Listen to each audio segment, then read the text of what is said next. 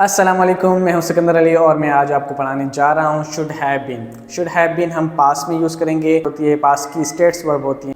Present में हमने पढ़ा था कि शुड बी हम लगाते हैं, शुड के साथ बी लगाते हैं। You should be in the house, तुम्हें क्लास में होना चाहिए, तुम्हें घर में होना चाहिए, तुम्हें बाहर होना चाहिए, तुम्हें डॉक्टर होना चाहिए, तुम्हें इंजीनियर होना चाहिए। इस तरह के सेंटेंस हम बनाते थे कि आप शुड के साथ भी लगाते थे, मगर आज यहाँ पे शुड के साथ हैव बीन लगाना है, क्योंकि पास के लिए हम हेल्पिंग वर्ब यूज़ करेंगे हैव, तो शुड के साथ हम हैव बीन यूज़ करेंगे। You should have been the class, तुम्हें क्लास में होना चाहिए था। जब हम कहते हैं कि आपको कल क्लास में होना चाहिए था, आपको तो डॉक्टर होना चाहिए था, आपको तो इंजीनियर होना चाहिए था। तो इस तरह के सारे सेंटेंस आज हम शुड हैव बीन के साथ बनाएंगे और ये इसका स्ट्रक्चर है। आज सबसे पहले हम इसको स्ट्रक्चर्स पढ़ेंगे, उसके बाद अफर्मेटिव, नेगेटिव और इंट्रोगेटिव सेंटेंस बनाएंगे। तो इसका इस्तेमाल हम पास्ट में यूज़ करेंगे। आए हम स्ट्रक्चर पढ़ते हैं। पहले इसका स्ट्रक्चर इस तरह है कि पहले सब्जेक्ट आएगा, फिर शुड हैव बीन आएगा, इसके बाद नाउन या एडजेक्टिव लगाते हैं तो इसका स्ट्रक्चर बन जाएगा। अब हम जुमला बनाते हैं। जुमला किस तरह से बनते हैं?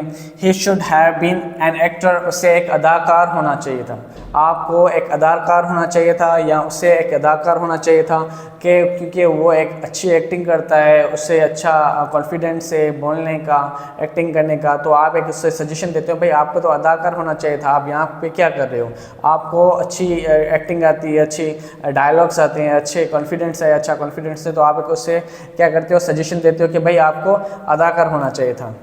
You should have been punctual, भाई आपको वक्त का क्या होना चाहिए, पाबंद होना चाहिए था। आप वक्त पे आते नहीं थे क्लास में, कुछ पढ़ते नहीं थे, कुछ समझते नहीं थे, तो आप चीज़ों के पाबंद नहीं हो, तो इसलिए आपको अभी पछतावा हो रहा है। तो आप उसको एज ए सजेशन देते हो एज ए पास के लिए कि भाई आपको पहले वक्त का पाबंद होना चाहिए था, कि आप वक्त पे पाबंद होते तो आपको सारी क्लासेस अटेंड करते और सारे लेक्चर्स आपको पता होता, तो आप पास हो जाते। तो इस तरह के कोई सजेशन देते हो कि भाई आपको वक्त का पाबंद होना चाहिए था, तो आप कैसे कहोगे? You should have been punctual, आपको वक्त का पाबंद होना चाहिए था। The cake should have been delicious, cake को मज़ेदार होना चाहिए था। भाई केक के अभी मज़ेदार नहीं, तो आप कहते हो कि केक को मज़ेदार होना चाहिए। इतनी बड़ी पार्टी रखी है, इतना बड़ा सब कुछ कर लिया, मगर केक अच्छा नहीं था, तो केक को क्या होना चाहिए था? मज़ेदार होना चाहिए था। जब केक अच्छा होता है तो खाने में एक बर्थडे पार्टी भी लगती है कि भाई केक अच्छा था, मज़ा आया बहुत। तो इस तरह से आप वहाँ पे कोई कमेंट करते हो कि भाई केक को मज़ेदार होना चाहिए था, केक को डिलीशियस होना चाहिए था। डिलीशियस कहते हैं मज़ेदार, लजीज होना, मज़ेदार होना या लजीज होना से, इस तरह के आप उसको वर्ड यूज़ करते हो। अब हम पढ़ते हैं इसके नेगेटिव। नेगेटिव किस तरह से बनते हैं? तो नेगेटिव बनाने के लिए हम इन दोनों के बीच में क्या लगाएंगे? नोट लगाएंगे।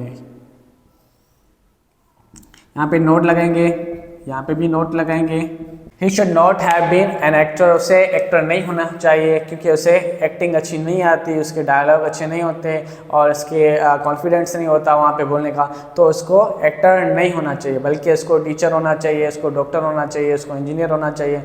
You should not have been punctual, तुम्हें पंक्चुअल नहीं होना चाहिए क्योंकि फिजूल वक्त पे आना, ये बात गलत है, मगर मैं कह रहा हूँ कि ऐसे नेगेटिव बनाने के लिए आपको वक्त पे पाबंदी होना चाहिए। पर यहाँ पे नेगेटिव किस तरह से बनना चाहिए? You should not have been punctual, आपको वक्त का पाबंद नहीं होना चाहिए। अब यहाँ पे नेगेटिव कैसे बनेगा?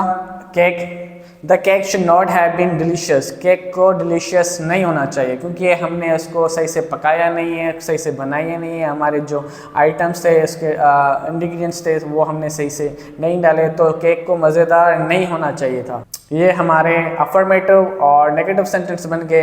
अब हम बनाते हैं इंट्रोगेटिव सेंटेंस। इंट्रोगेटिव सेंटेंस मतलब ये है कि सवाल करना। इंट्रोगेटिव सेंटेंस के लिए हम सबसे पहले क्या लिखेंगे? शुड लिखेंगे। ये पहला वाला सेंटेंस हम बना रहे हैं, सबसे पहले हम क्या लिखेंगे? शुड लिखेंगे। उसके बाद सब्जेक्ट लिखेंगे। सब्जेक्ट हमने यहाँ पे ही उठाया तो यहाँ पे भी हीड लगाएंगे। इसके बाद हैव बीन एन एक्टर, यही सेंटेंस हम पूरा क्या पूरा उतार देंगे तो हमारा क्या हो जाएगा? इंट्रोगेटिव सेंटेंस बन जाएंगे।